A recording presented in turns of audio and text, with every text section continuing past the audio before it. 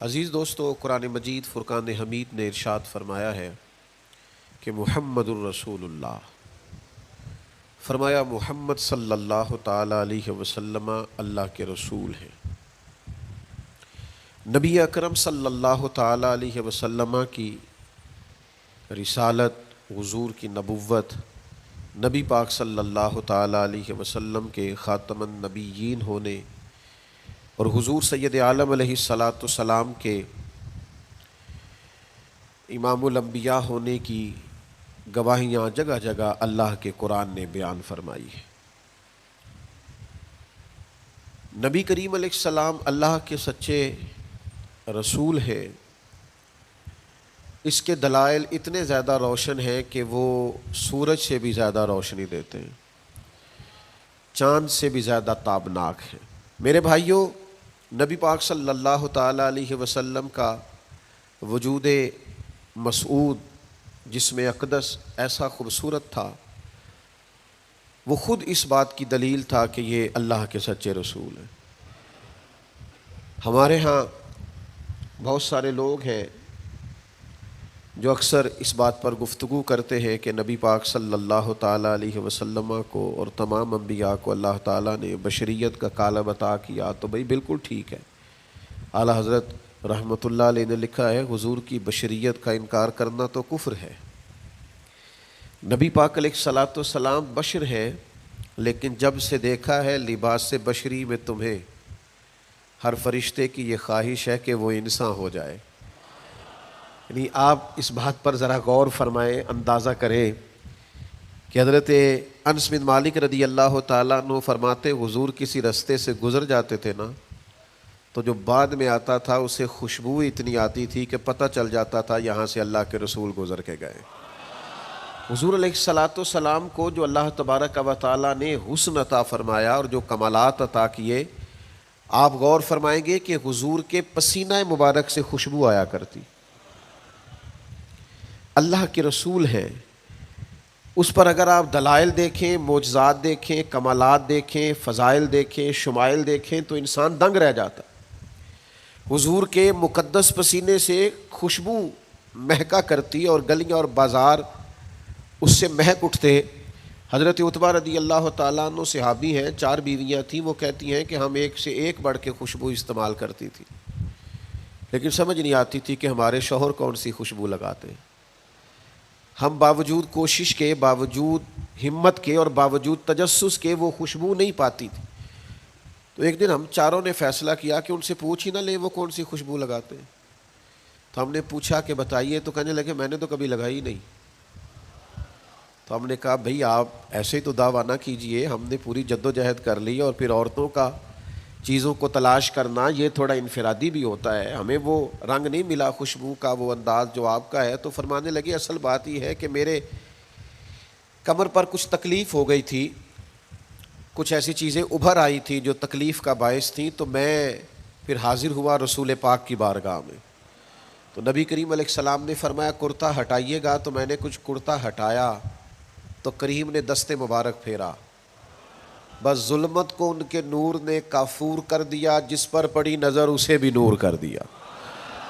تو محمد صلی اللہ تعالی علیہ وسلم اللہ کے رسول ہیں، اس پر اتنے دلائل ہیں، یہ اتنا آفتاب سے روشن مسئلہ کہ یعنی آپ شمار کرتے جائیں، آپ گنتے جائیں، آپ سیرت کو پڑھتے جائیں، آپ فضائل کو پڑھتے جائیں، کمالات کو پڑھتے جائیں، تو مرحوم اعظم چشتی کا ایک جملہ اتنا فٹ آتا ہے کہ یہ سارا مضمون اس میں سمٹ جاتا ہے۔ وہ کہتے ہیں تیری حیات پاک کا ہر لمحہ پیغمبر لگے، یعنی لمحہ لمحہ بتاتا ہے کہ آپ اللہ کے سچے رسول ہیں، ایک ایک گزرنے والی گھڑی بتاتی ہے کہ آپ اللہ کے سچے رسول ہیں۔ حضور کا مسکرانا بھی بتاتا ہے کہ سچے رسول ہیں، نبی پاک علیہ السلام کا دیکھنا بھی بتاتا ہے کہ حضور اللہ کے سچے رسول ہیں۔ حضور تو کسی پر جلال بھی کر دینا تو بھی پتہ چلتا ہے اللہ کے سچے رسول ہیں۔ یعنی حضور علیہ الصلاۃ والسلام کھانا تناول فرمائیں یا آرام فرمائیں، آپ ذرا یہ انوکھا پن ملاحظہ فرمائیے گا، یہ انداز ذرا دیکھیے گا کہ ایک صحابی نے آ کے عرض کی یا رسول اللہ صلی اللہ تعالی علیہ وسلم، میری بیٹی کی شادی ہے، تو خوشبو کی بڑی ضرورت ہے. تو مہربانی فرمائیں، کرم نوازی کریں. عرب شریف کے اندر خوشبو بڑی مہنگی ہوتی تھی، آج بھی وہاں خوشبو بڑی مہنگی ہے اور خوشبو کا استعمال بھی بہت زیادہ ہے. تو اس صحابی نے آ کے عرض کی، یا رسول اللہ صلی اللہ تعالیٰ علیہ وسلم، خوشبو مل جائے، میری بیٹی کی شادی ہے. تو حضور علیہ السلام نے فرمایا ایک لکڑی لے آؤ اور ایک بوتل، ایک شیشی لے آؤ. وہ لے کے آئے تو محبوب نے نا لکڑی کے ساتھ اپنا پسینہ، تیری حیات پاک کا ہر لمحہ پیمبر لگے، حضور نے وہ پسینہ مبارک اتار کے اس شیشی میں ڈال دیا. فرمایا جا جا کے استعمال کر، اللہ تبارک و تعالیٰ بہترین خوشبو عطا کرے گا. حضور علیہ الصلاۃ والسلام کا سارا وجود نور. یعنی ہمارے ہاں کسی آدمی کے منہ سے تھوک نکلے یا لعاب نکلے تو لوگ اس سے گھن محسوس کرتے ہیں، جگہ جگہ لکھا ہوتا ہے تھوکنا منع ہے. لیکن نبی کریم اگر لعاب دہن لگا دینا مولا علی کی آنکھوں پر تو شیر خدا فرماتے ہیں مجھے پہلے سے بھی زیادہ بہترین نظر آنا شروع ہو جاتا ہے.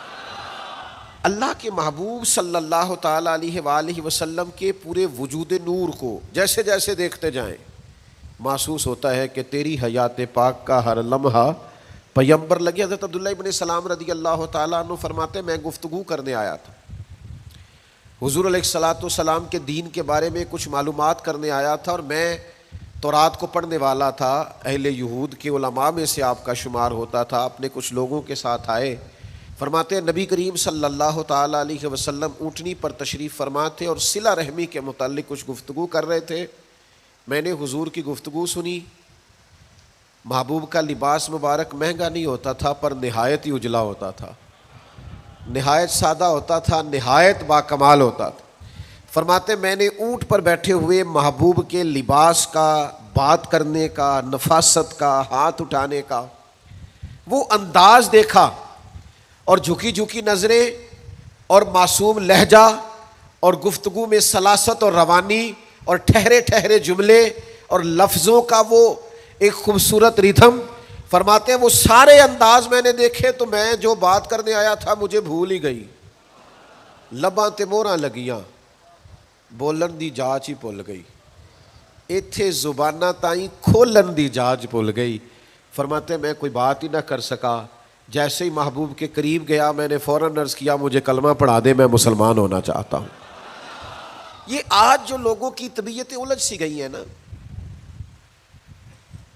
آج یہ جو بے شمار باتیں، بے شمار گفتگو، سوشل میڈیا کا بے دریغ اور بے ہنگم استعمال اور ذہن کو ہر وقت تھکائے رکھنا اور طبیعت کو ہر وقت اوور تھنکنگ کرتے کرتے اپنے آپ کو پریشان کر دینا، یہ جو ساری بے چینی ہے، یہ جو سارا اضطراب ہے، یہ جو ساری ہماری طبیعتیں الجھ سی گئی ہیں. ہر آدمی کو دوسرا دشمن نظر آتا ہے اور ہر ایک کو دوسرا اپنا مخالف دکھائی دیتا ہے، اور معاشرے کے اندر بسنے والا ہر آدمی لالچی دکھائی دیتا ہے. محسوس ہوتا ہے سارے شہرت کے لیے لگے ہوئے ہیں، سارے اقتدار کی جنگ لڑ رہے.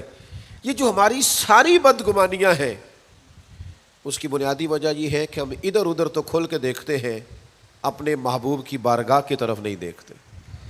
ہم جب حضور علیہ السلام کی پرکیف شخصیت کو دیکھیں گے، فضائل دیکھیں گے، کمالات دیکھیں گے، معجزات دیکھیں گے، نعت پاک کی طرف توجہ کریں گے، اخلاق عالیہ کو دیکھیں گے، حسن کردار کو دیکھیں گے. دنیا میں وہ لوگ بڑے عظیم ہوتے ہیں جو نبی پاک علیہ الصلاۃ والسلام کی محبت میں پوری طرح محو ہو جاتے ہیں. آپ یقین کریں جو دروازہ رسول تک پہنچ جاتے ہیں ان کا سفر ہی ختم ہو جاتا ہے. جو حضور کی بارگاہ تک پہنچ جاتے ہیں ان کے ذہن کی مشقت پھر ختم ہو جاتی، انہیں منزل نصیب ہو جاتی.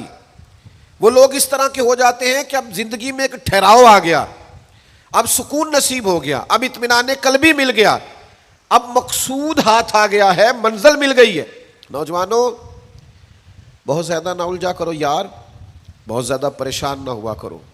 جب دل بڑا گھبرا جائے نا تو اپنے نبی پاک کی سیرت کو پڑھا کرو، حضور کے احوال شریفہ کا مطالعہ کیا کرو، ان کے حسن کی بات دیکھا کرو، جمال کی بات دیکھا کرو، کمال کی بات دیکھا کرو، محبوب کے بانٹنے کا انداز دیکھا کرو، نوازنے کا انداز دیکھا کرو، نبی پاک کا دشمنوں کو معاف کرنے کا رنگ دیکھا کرو، حضور کا عطا کر دینے کا انداز دیکھا کرو.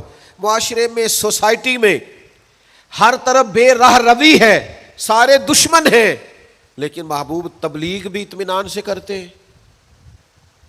ان کو دعوت توحید بھی مطمئن ہو کے دیتے ہیں، اور جب ان کے لیے دعا کرتے ہیں تو پھر بھی پوری دل جمی کے ساتھ دعا کرتے ہیں۔ یہ خاص ٹھہراؤ آپ کو حضور کی بارگاہ تک جانے میں ملے گا۔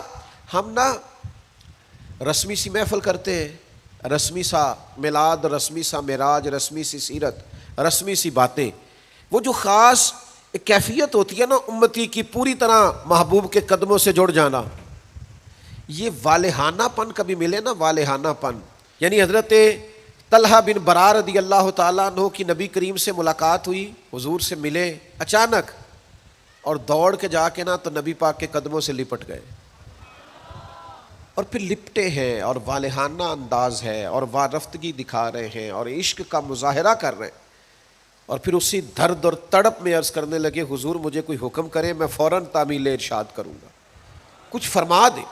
یہ والہانہ پن، یعنی کبھی آپ بڑے بے چین ہو تو کہیں یار کھولو سیرت کی کتاب، اپنے نبی کا کوئی ذکر پڑھتے ہیں، کھولو فلاں آدمی کو سنے جو حضور کے عشق کی بات کرتا ہے، آؤ کوئی نعت پاک کا نغمہ چھیڑ دے جو ہمارے دلوں کو ٹھنڈا کرے، آؤ کوئی قرب پائے حضور کے دروازہ نور کی طرف سفر کرے۔ ہم کہاں الجھے ہوئے ہیں، کہاں سکون تلاش کر رہے ہیں، کہاں ہم نے اپنے آپ کو الجھا دیا ہے، کن بے معنی اور بے مقصد باتوں میں ابحاث اور بحثیں کر کر کے اپنے آپ کو پریشان کیے ہوئے ہیں۔ آئیے دیکھیے رسول اللہ صلی اللہ تعالی علیہ وسلم کی زندگی کا لمحہ لمحہ آپ کے کلیجے کو ٹھنڈا کرے گا، آنکھوں کو سکون دے گا، باطن کو پاکیزہ کرے گا، سوچوں کو نکھار دے گا۔ کہہ لینے دو مجھے یہ جملہ، حضور سے پیار کرو، جینے کا بھی مزہ آئے گا، مرنے کا بھی مزہ آئے گا، لطف نصیب ہو جائے گا، سرور نصیب ہو جائے گا، ایک کیف سا میسر آ جائے گا۔ حضور کی بارگاہ عالی مرتبت تک جڑو، نبی پاک علیہ الصلوۃ والسلام کے اخلاق عالیہ کو اپناؤ، کردار کو سمجھو، حسن تکلم کو سمجھو، نبی پاک علیہ السلام کی باتوں پر غور کرو۔ یقین کرو کبھی کبھی پڑھتے پڑھتے وجد ہو جاتا ہے، کبھی کبھی ان باتوں کو صرف مطالعہ کی نظر سے دیکھیں، سیکھنے کی نظر سے دیکھیں تو ایسے لگتا ہے کہ جیسے روح پرواز کرنے لگی۔ یہ اس طرح کے بھی کمالات ہوتے ہیں، یہ بھی رنگ ہوتا ہے، یہ بھی انداز ہوتا ہے، یہ بھی طور طریقے ہوتے ہیں۔ اور پھر حضور امی ہے، نبی کریم نے دنیا میں کسی استاد سے پڑھا نہیں، حضور سید عالم صلی اللہ تعالی علیہ وآلہ وسلم کسی مکتب میں نہیں گئے، حضور نے کسی مدرسے سے تعلیم نہیں پائی، لیکن جب حضور بات کرتے نا، جب محبوب حکمت کے موتی رولتے نا، جب نبی پاک علیہ الصلوۃ والسلام کوئی کلام کرتے نا، آپ یقین کریں ایسا انوکھا پن، ایسا نرالا فیصلہ، ایسی حکمت اور دانائی سے بھری ہوئی بات، یعنی جو فلسفیوں سے کھل نہ سکی اور نکتہ وروں سے حل نہ ہوئی، وہ بات ایک طیبہ والے نے بتلا دی چند اشاروں سے۔ حضور دو چار اشارے کرتے اور عقدے کھل جاتے۔ ایسی دانائی والی بات، ایسی قیمتی بات، ایسی انوکھی بات محبوب بیان کرتے۔ حضرت سعد بن عبادہ رضی اللہ تعالیٰ عنہ کے پاس نا فتح مکہ کے موقع پر جھنڈا تھا، وہ علم بردار تھے، جن کے پاس جھنڈا ہوتا تھا وہ آدمی سب سے آگے آگے ہوتا تھا۔ اب ایک وقت ایسا آیا کہ صورتحال اس طرح کی بن گئی کہ حضرت سعد بن عبادہ کو اس منصب سے ہٹایا جائے گا۔ بڑا مشکل فیصلہ ہے، انہوں نے کوئی ایسی معاذ اللہ غلطی بھی نہیں کی، لیکن حالات ایسے آ گئے ہیں کہ جناب سعد بن عبادہ کو ہٹانا پڑے گا، ان سے جھنڈا لیا جائے گا۔ صحابہ بڑے پریشان ہیں کہ حساس آدمی ہے، ان کی خدمات بہت زیادہ ہیں، کس طرح ان کو ہٹائیں گے، کیا کریں گے؟ نبی کریم کی بارگاہ میں عرض گزار ہے، یا رسول اللہ کیسے ہٹائیں حضرت سعد بن عبادہ کو، اور کیفیات اور حالات بھی ایسے ہیں کہ ہٹانا بھی پڑے گا۔ آج کل نا بہت سارے لوگ کام تو کرتے ہیں پر دانا نہیں ہوتے، جذباتی فیصلے، جذباتی باتیں، ایموشنل گفتگو، وقتی طور پر چیزوں کو بہتر کرنا، اور بس وقتی طور پر آج گزارا ہو کل دیکھی جائے گی، لیکن چیز کی گہرائی تک، اس کی اصل تک نہیں اترتے، اس کے سارے لوازمات کو نہیں دیکھتے، قبل از وقت منصوبہ بندی نہیں کرتے، ہمارا مزاج نہیں ہوتا۔ ہم ٹھہراؤ اپنی زندگی میں نہیں لاتے. نبی پاک چونکہ اللہ کے رسول ہیں، ہر لمحہ حضور کا پیغمبر لگتا ہے. اب حضرت سعد ابن عبادہ کو ہٹانا ہے اور ان کی جگہ کسی اور کو مقرر کرنا ہے، اور بندہ بھی بڑا حساس ہے اور بات بھی کوئی ایسی نہیں، تو کیا کریں؟ پتہ ہے نبی کریم علیہ السلام نے کیا کیا؟ حضور فرمانے لگے کوئی پریشانی نہیں، ہٹا دیتے سعد ابن عبادہ کو. حضور نے بلایا، فرمایا سعد میرا ارادہ بنا ہے کہ جھنڈا آپ سے لے لیا جائے. حضرت سعد ابن عبادہ نے ابھی گردن جھکائی تھی تو حضور فرمانے لگے میرا ارادہ ہے آپ سے لے کے آپ کے بیٹے کو دے دیا جائے.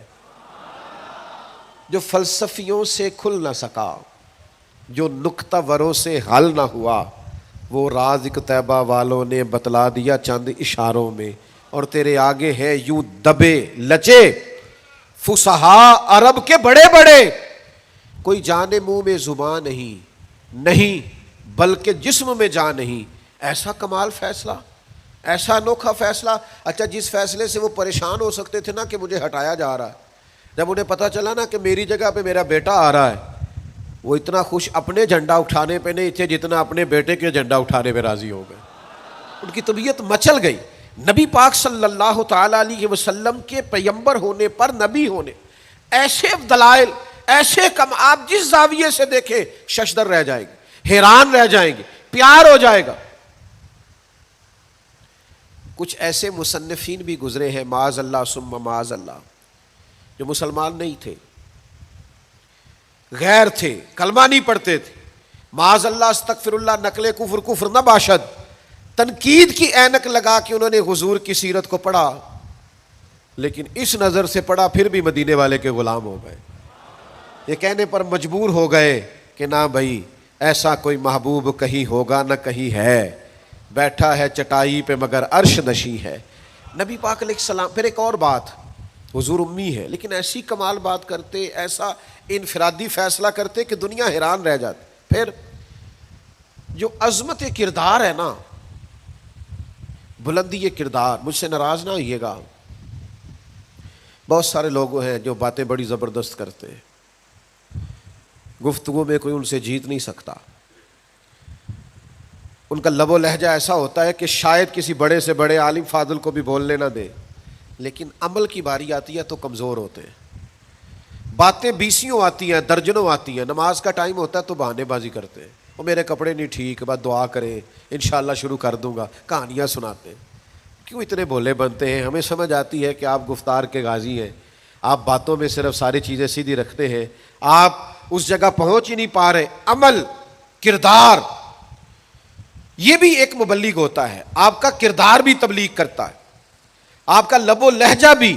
حضرت امام جعفر صادق رضی اللہ تعالیٰ عنہ سے ایک شخص نے کہا تھا میں دین کی تبلیغ کرنا چاہتا ہوں، مجھے بتایا کیا کروں؟ تو امام جعفر صادق رضی اللہ تعالیٰ عنہ فرمانے لگے دین کی تبلیغ کرنی ہے تو بڑا آسان نسخہ ہے، دین پہ عمل کرنا شروع کر دے، تبلیغ ہونی شروع ہو جائے گی.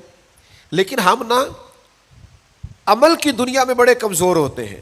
قربان جائیں، حضور علیہ الصلوۃ والسلام نے جس معاشرے میں آنکھ کھولی تھی وہ جہلا کا معاشرہ تھا، ظلم تھا، ستم تھا، بربریت تھی. ان لوگوں کی سوچیں، ان کی باتیں، ان کا ظالمانہ مزاج بڑا انوکھا تھا. لیکن کمال کی بات ہے نا، چاروں جانب لوگوں کا مزاج ظالمانہ تھا، لیکن محبوب کو اللہ نے رحمت بنا کے بھیجا. ہر طرف لوگ ناانصافی کی بات کرتے تھے، لیکن محبوب نے انصاف کے بول کو ہمیشہ بالا رکھا، اس ترازو کو ہمیشہ بلند رکھا. ہر طرف لوگ حق کھا جاتے تھے، لیکن محبوب نے فرمایا حق کھایا نہیں جائے گا، حق دلایا جائے گا. کردار دکھایا، کردار. وہ جو تیری جان کے دشمن ہیں وہ بھی کہتے ہیں، وہ جو تیری جان کے دشمن ہیں وہ بھی کہتے ہیں امین تو ہے، صداقت کی آبرو تو ہے. دشمن بھی کہتے ہیں سچے تو بہرحال ہیں، امانت دار تو بہرحال ہیں، غلط بات تو بہرحال نہیں کرتے. یعنی دشمن بھی اگر اٹھ کے گواہی دے کہ اگر کسی نے کمال دیکھنا ہے تو آمنہ کے لال کو جا کے دیکھو، اگر کسی نے انصاف دیکھنا ہے، اگر کسی نے دھرتی پہ حسن دیکھنا ہے تو عبداللہ کے در یتیم کو دیکھو. وہ بھائی آپ سمجھے نا عظمت کردار کے وہ موتی جو حضور نے عطا کی. دیکھیے باہر والوں نے جب دلیلیں مانگی تو حضور نے معجزات دکھائے، اور جب اپنوں نے دلیلیں مانگی مکے والوں نے، قریش والوں نے، اپنے قبیلے والوں نے دلیل مانگی، آپ نبی ہیں تو دلیل کیا ہے؟ تو اللہ کا قرآن کہتا ہے کہ محبوب نے کہا فقد لبثت فیکم عمرا من قبلہ افلا تعقلون، اور میں نے تمہارے بیچ عمر گزاری ہے ساری، تمہیں عقل نہیں؟ میں کوئی باہر سے نہیں آیا، میں نے 40 سال تمہارے اندر گزارے ہیں، میرے جیسا کوئی سچا ہے تو دکھاؤ، کوئی دیانتدار ہے تو دکھاؤ، کوئی پاکیزہ مزاج ہے تو دکھاؤ، کوئی اس طرح کا ستھرا ہے تو دکھاؤ، کوئی اس طرح کا مزکی ہے تو دکھاؤ، تمہارے بیچ میں نے وقت گزارا ہے۔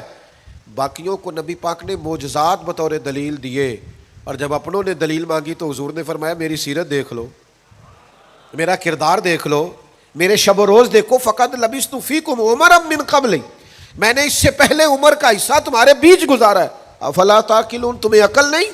دوستو تھوڑا سا نا کردار پر بھی توجہ کرنی پڑے گی، اپنے آپ کو تھوڑا سا تبدیل کرنا پڑے گا۔ میں آپ کی خدمت میں عرض کروں، دولت سے لوگوں کو جیتا نہیں جا سکتا، دولت تو لوگوں کو لالچی بنا دیتی ہے۔ آپ کسی کو پیسے دیں، 10,000 دیں، اگلی دفعہ وہ 25 مانگے گا، تو آپ 50 دیں، اگلی دفعہ لاکھ مانگے گا، اس کی بھوک تو بڑھتی ہے۔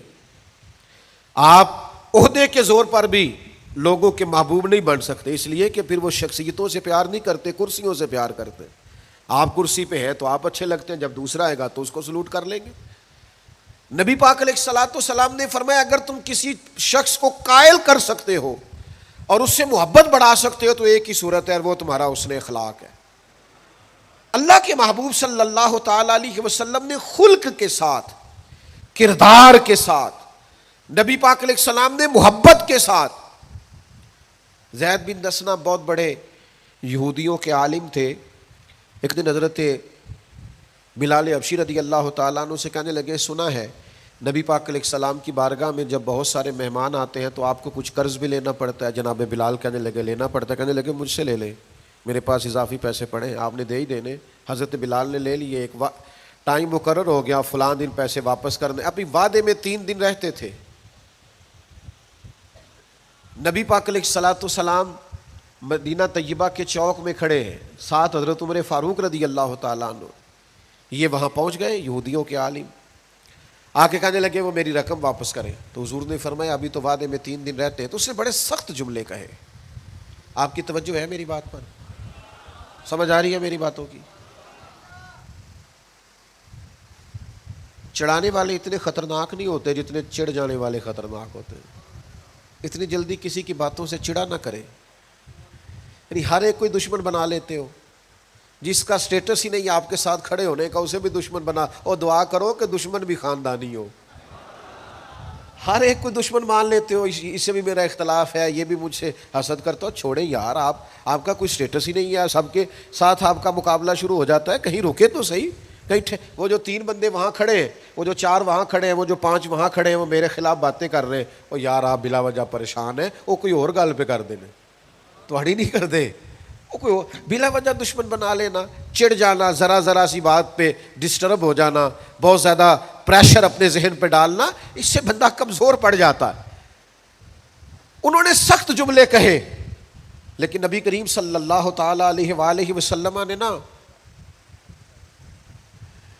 کسی بات کا کوئی جواب نہیں دیا۔ حضرت عمر نے تلوار نکال لی، تو حضور فرمانے لگے عمر آپ نے تلوار نکال لی ہے، آپ کو چاہیے تھا انہیں کہتے مطالبہ نرمی سے کریں اور مجھے کہتے ان کی رقم واپس کریں۔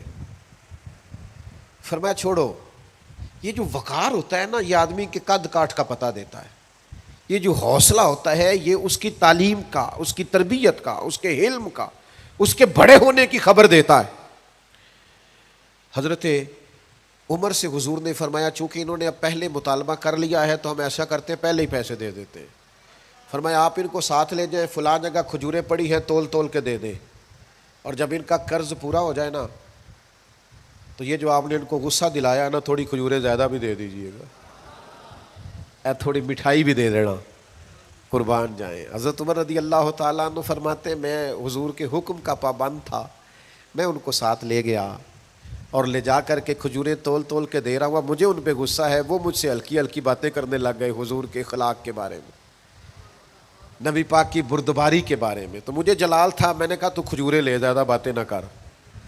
میرا اپنا ایک خیال تھا کہ انہوں نے بڑے سخت جملے کہے ہیں، تو فرماتے انہوں نے میرا ہاتھ تھاما اور کہنے لگے عمر یار میرے اوپر جلدی نہ کر، میرے درد کو سمجھ، میں تورات کا عالم ہوں، میں نے اللہ کے آخری نبی کی جتنی نشانیاں تورات میں پڑھی ہیں ساری مدینے والے محبوب میں پائی جاتی ہیں۔ ایک نشانی میں نے یہ پڑھی تھی کہ جتنا جتنا کوئی جہالت کرتا جائے گا نبی پاک کا علم اتنا ہی غالب آتا جائے گا، حضور کی بردباری اتنی بڑھتی جائے گی۔ تو میں نے نا جان بوجھ کے حضرت بلال کو پیسے دیے تھے، اور 3 دن پہلے میں نے واپسی کا مطالبہ بھی جان بوجھ کے کیا تھا۔ میں نبی کریم کا حلم دیکھنا چاہ رہا تھا، میں وہ تورات کی نشانی دیکھنا چاہ رہا تھا، اور پھر میں نے سخت جملے بھی جان بوجھ کر کیے، پر قربان جاؤ مدینے والے کو جس اینگل سے بھی دیکھا ہے اللہ کا سچا رسول ہی پایا۔ محمد الرسول اللہ، محمد اللہ کے رسول ہے صلی اللہ علیہ وسلم۔ اب وہ کہنے لگے جناب عمر سے مجھے لے جائے نا، میں نے حضور کا کلمہ پڑھنا ہے، مجھے لے جائے بارگاہ تک، میں نے نبی پاک علیہ السلام کی غلامی کا پٹا گلے میں ڈالنا ہے۔ تو میرے بھائیوں نبی پاک علیہ السلام کی بارگاہ تک رسائی پائیے، حضور کی عالی مرتبت بارگاہ کی طرف اپنے آپ کو لے کر کے جائیے۔ آج اگر ہم اطمینان چاہتے ہیں ذہنی طور پر بھی، قلبی طور پر بھی، روحانی طور پر بھی، فکری طور پر بھی، تو ایک ہی راستہ ہے، اپنے آپ کو حضور سے وابستہ کریں۔ ہم جس طرح کی آزمائشوں کا دن رات شکار ہے، اور جس طرح سے ہمیں نئی نسل الجھی ہوئی، بے چین، بے قرار اور مضطرب نظر آتی، اس کا کوئی اور حل نہیں ہے، اس کا ایک ہی حل ہے کہ مرنے کی طرف دیکھ نہ جینے کی طرف دیکھ، جب چوٹ لگے دل پہ تو مدینے کی طرف دیکھ۔ اپنا تعلق حضور سے جوڑیے، اپنا رشتہ نبی کریم سے جوڑیے۔ میں آپ کی خدمت میں عرض کروں گا وقت نکال کے درود پاک پڑھا کریں، وقت نکال کے حضور کی سیرت کا مطالعہ کیا کریں، ٹائم نکال کر کے نبی پاک صلی اللہ علیہ وسلم کی نعت شریف کو پڑھا کریں، وقت نکال کر کے حضور کی بارگاہ کی طرف بڑھا کریں۔ جب تک ہم یہ سارے کام نہیں کریں گے اطمینان نہیں پائیں گے، اور پھر جیسے جیسے حضور کو پڑھو گے، نبی پاک کو سنو گے، دین کی صداقت سمجھ میں آئے گی، آپ کو سمجھ لگے گی کہ آپ اس دین کے ماننے والے ہیں جو سب دینوں پر غالب بھی ہے، سب سے سچا بھی ہے، سب سے کھرا بھی ہے، اور سب سے زیادہ نکھرا ہوا بھی ہے۔